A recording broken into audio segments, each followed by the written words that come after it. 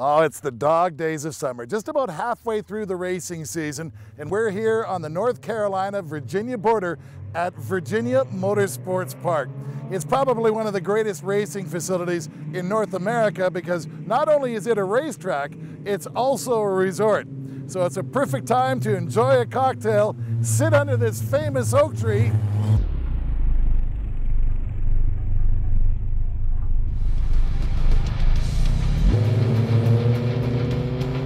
This is Dodge Viper Cup.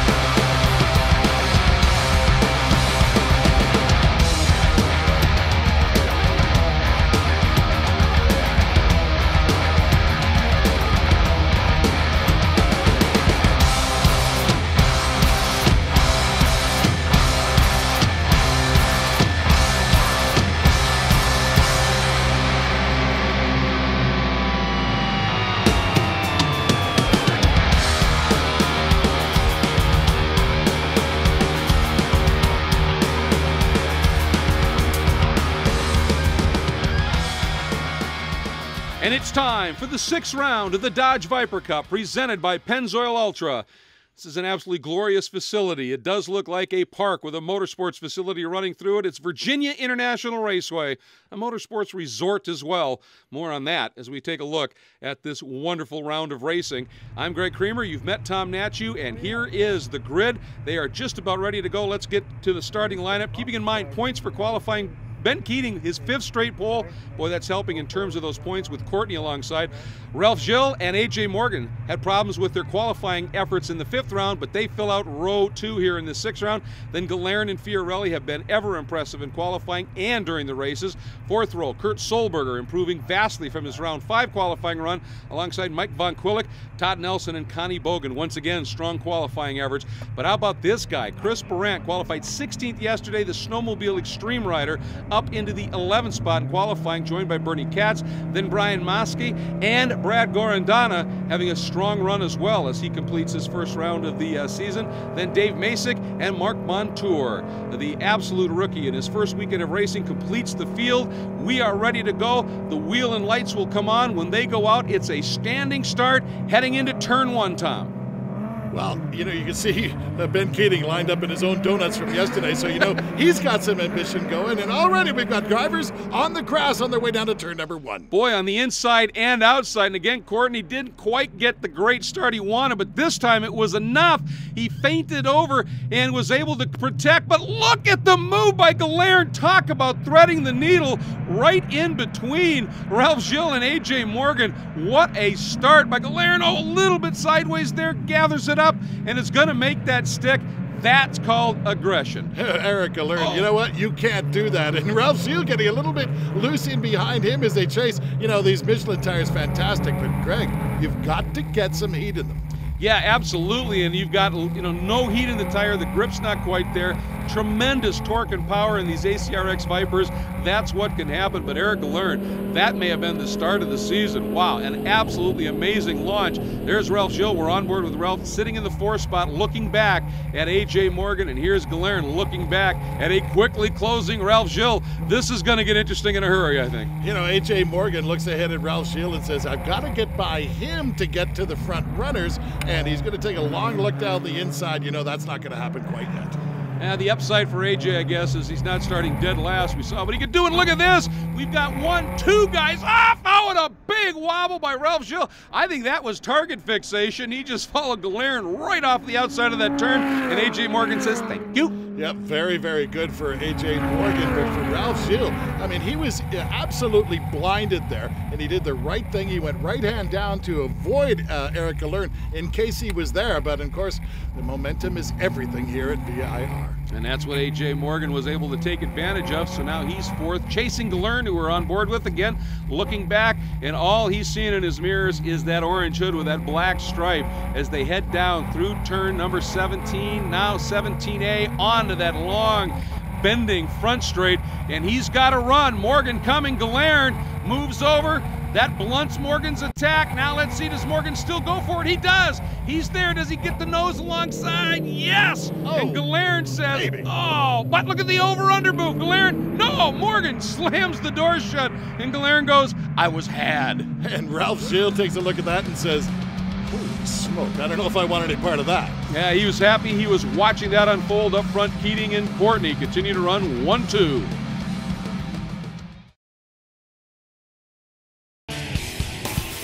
With so much racing going on in the world, you'd have to be a four-headed monster to keep up with it all. Luckily, we have that. Join Peter Keene, Bill Wood, Errol Tucker, and their guest driver analyst each week for an opinionated look at the news coming out of the racing world. Remember, it's GoRacingTV.com for all your racing and video needs.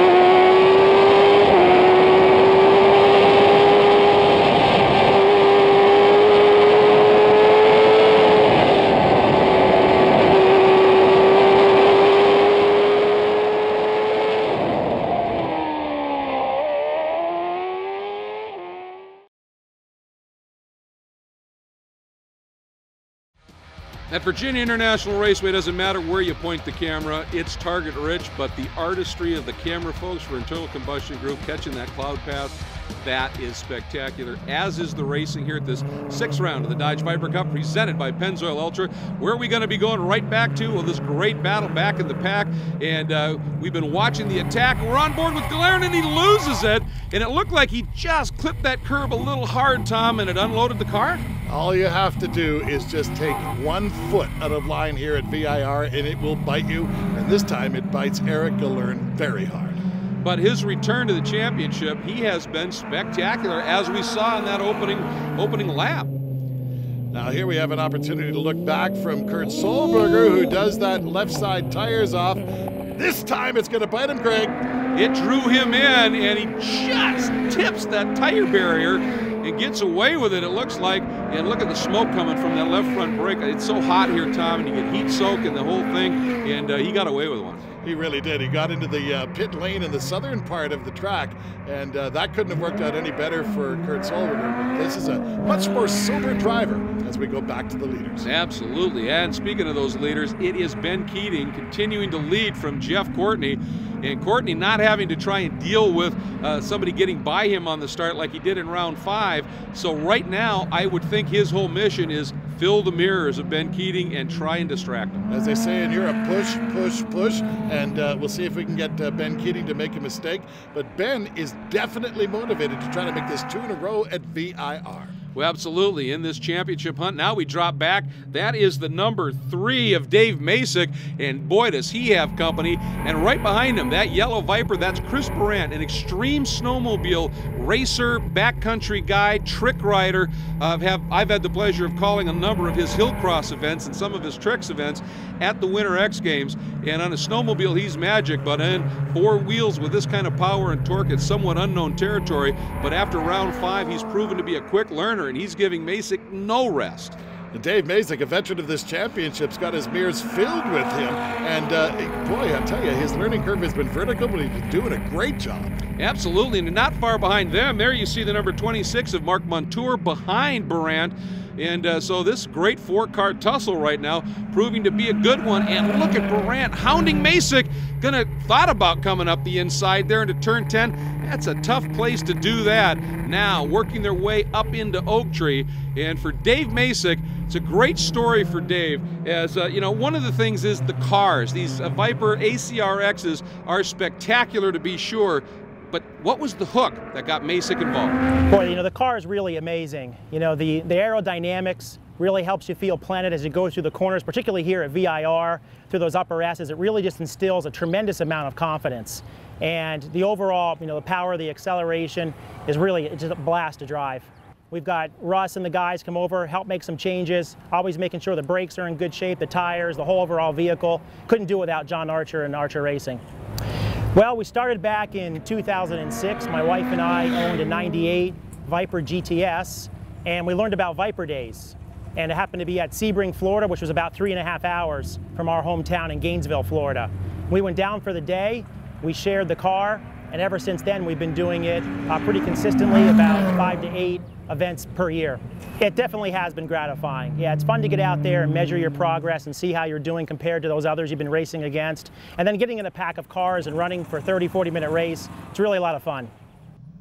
Well, then he's having a great time because he's been in that pack of 4 cars, and it has been fierce thus far. Meanwhile, back up front, there is a look at your leading duo, Keating over Courtney. Oh, and Keating has gone in too hot and just ran it off the outside of 17, and it just looked like that thing wasn't going to turn. Yeah, Ben Keating just maybe just a little too ambitious, and of course Jeff Courtney's strategy plays off. You know, he filled his mirrors, did as good a job as he could to be there, and Ben Keating finally made that mistake. So Courtney into the lead, and Morgan was able to slide through as well. Courtney's got himself a lot of breathing room. There's Morgan. You see him in the back of the frame. So that's your gap between first and second. And talk about championship implications. The way things were going with Keating, if he'd won this one, and it's not completely out of the realm of possibility, but with guys the quality of Courtney and Morgan in front of him now, it's going to be tough. And if they finish in anything like this order, this championship is going to be on. Yeah, we go to Texas and then to Daytona, two completely different tracks from VIR. But there it is. It's Courtney, Morgan, Keating, Gilles, and Fiorelli. This is Dodge Viper Cup presented by Pennzoil Ultra.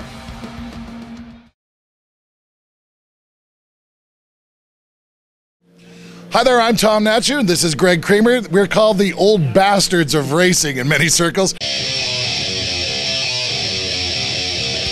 You know, I guess we met back in the late 1980s. Easy. It had to be at least that far back. Glory day of some racing, too. Oh, absolutely. Trans Am was a part of the picture, and actually I learned to do pro announcing from this man around the Trans Am Championship. Oh, that is a long time ago. A very long time ago, but I'll tell you what, you take a look at Trans Am racing in the early 90s in particular, the names that were running at that time. But the other side of the story was World Challenge was really starting to come alive at that point.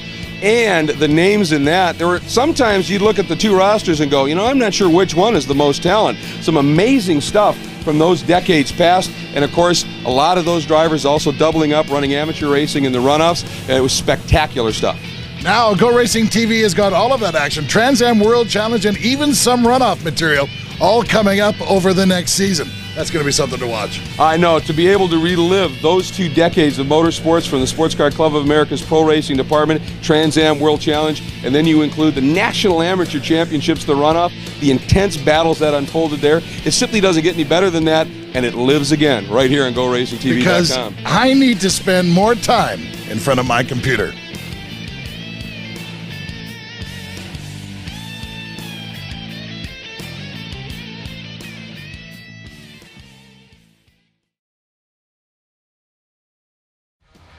If you're a road racing fan, that is the vacation property you want. Virginia International Raceway. We're here for the 6th round of the Dodge Viper Cup presented by Pennzoil Ultra.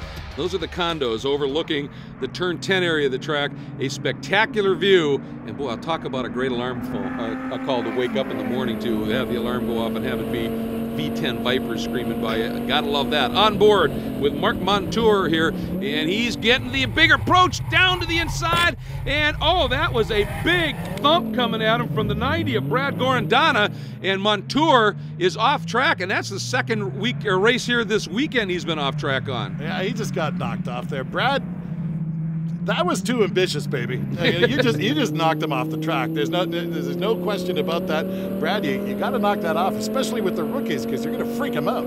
Absolutely. As we hop on board the 32 of Bernie Katz, again, this is his first weekend of racing here in the Dodge Viper Cup this season, and he's got himself a mirror full as well. Coming up hard astern, very, very close. Connie Bogan looking to the inside. Meanwhile, Eric Galern, as we hop on board with him, remember now he's in recovery mode, and he's watching that battle now up in front. Connie Bogan gets on the brakes and manages to slip in just ahead of Bernie, but Bernie not going to give it up at Oak Tree. Boy, Connie, an outside pass from 10 into Oak Tree. That's spectacular. The more I see of Connie Bogan and her husband coming out to the racetrack and racing with these guys, they're doing a fantastic job. This is the spirit of Dodge Viper Cup. Meanwhile, we go back to Dave Masick, and there is Chris Moran. I talked about the snowmobile racer making his first start ever in these type of machines, in a car certainly, but the power of these machinery. And one of the nice things is that you get coaching from Lux Performance, and that means Cindy Lux gives you a tour of these cars when you're a celebrity driver making your first start. This car is the most ridiculous piece of equipment I've ever got to set foot in. You know, the handling is something I didn't expect. When I went with my test driver for the first laps around the car, I thought she was gonna kill me. There's no way we can make the corner. I would hit the brakes way, way back there compared to where she did. And then the brute force exiting the corner it's a pull that I've never been able to experience, and so it's pretty cool. These guys have been real respectful in qualifying. I think it's going to change a little bit during race trim, so I'm looking forward to it. My plan is take care of the car, hold my line, and let all the other knuckleheads kind of, you know, separate, and maybe I'll come away looking like a rose. So I qualified towards the back, which was my plan. And, you know, here's my prediction. My prediction is I'm going to take care of the car. All my times keep improving. Yesterday I was running 206s. Today I ran my fastest lap of a 202, which put me in the field with everybody else. So I'm really excited about that and looking forward to learning the car a little more and learning the track. Greg, did that X Games athlete just call everybody else knuckleheads? I think he may have, but I'll tell you what, he's as knuckleheady as it gets. You watch what he does with those snowmobiles. And oh, and again, that's more contact this time. That's, the same driver, but this time into Dave Masick, Tom. Oh, Brad. Brad is having troubles of his own as he goes off. He just drove into the side of Dave Masick again. But Brad Gorandana now has some kind of an issue. You know, these Vipers are really tough, but you just can't use them as battering rams, and he's going to have to suffer the consequences of that. Absolutely, but you can see something's amiss, and he's really struggling here, well off the pace. So that may have been a serious issue for him as a result of that contact. Yeah, it isn't turning to the right is the issue here, and he's trying to gather it up. He's off track once again. And, oh boy, I'll tell you, this is, well, it's a learning curve. Look at Dave Masick pulls up alongside, and I think he may have given him the international signal for, that's karma, buddy. I don't think that's what he did. What is that symbol? Does it involve a finger? Because I don't know. I think it may have done that. Dave Masick is understandably just a little bit ticked off. It certainly took his race away. Here's a shot from Brad's car. And as Greg said, it's not really turning right properly. And there it goes again. So he just, now the best thing to do is pull it over by the tires and park it and get it out of the way. And that looks like that may be exactly what he's doing. That's a smart move by Brad. Yep, tough weekend, but a learning weekend, and hopefully got it all out of his system. So at this point, 9 laps complete. Courtney, Morgan, Keating, Ralph Schill, Dave Fiorelli, Von Quillick, Nelson, Max Bogan, and Galern. The club, an amateur racer. Here at GoRacingTV, we salute you. And we want to give you all the tools and info to compete with the best. Find out how to do it all from your own garage by watching our Club Racer and Autocrosser shows. GoRacingTV.com, supplying all your video racing needs.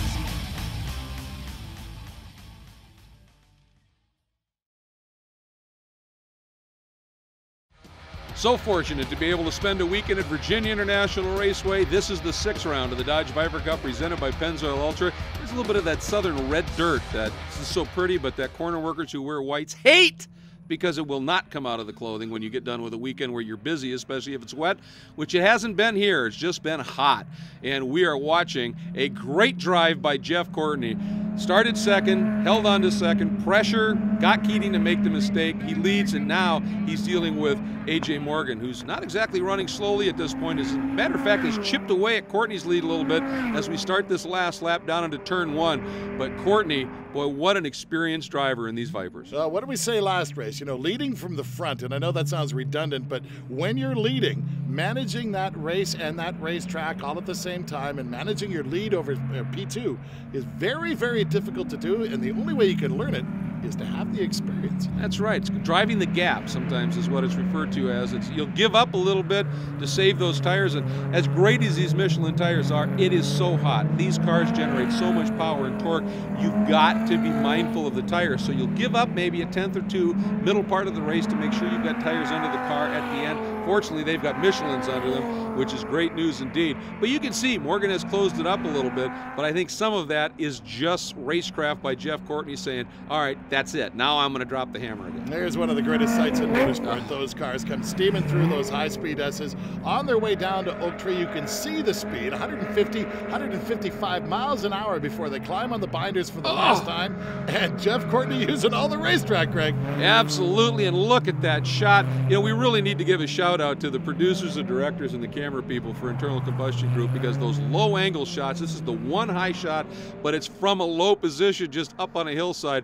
It is really unique to this series and this coverage, and it gives you artistry like that shot up in Oak Tree. And by the way, you talked about one of the greatest views in racing through the S's. The greatest sounds is coming out of Oak Tree, those V10s at full song. Oh man, they made me spill my drink, for goodness sake. Absolutely. Hats off to Richie and Colin from Internal Combustion Group. You're making Dodge Viper Cup look fantastic. Here we go as we come up the hill for the last time. AJ Morgan has no hope, but he's got no reason to hang his head. Absolutely not. A brilliant drive, a comeback weekend in so many ways. Courtney is going to claim the win. Great run for him, his second win of the season. AJ Morgan, another podium, and you combine that with what he had to do in the fifth round, coming from dead last up into fourth.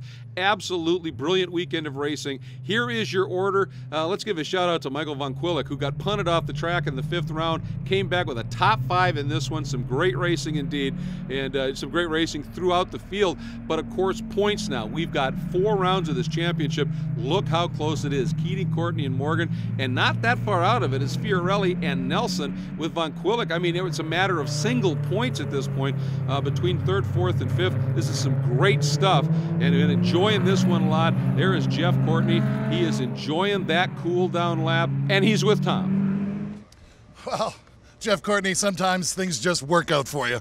Yeah, I mean, I feel bad for Ben. He's been fast all weekend, so bad break for him, but a good one for us. And it didn't come easy. We were fighting a transmission problem, shifting problem for probably the last half of the race, and we were running out of fuel on the last lap, and I was just begging to see the 2-lap mark, you know. So that's why we didn't get any victory donuts from you. Exactly, exactly. Hopefully there's another chance. Well, you know, as we get to this part of the season with just a couple more races to go, the points battle starts to come into play.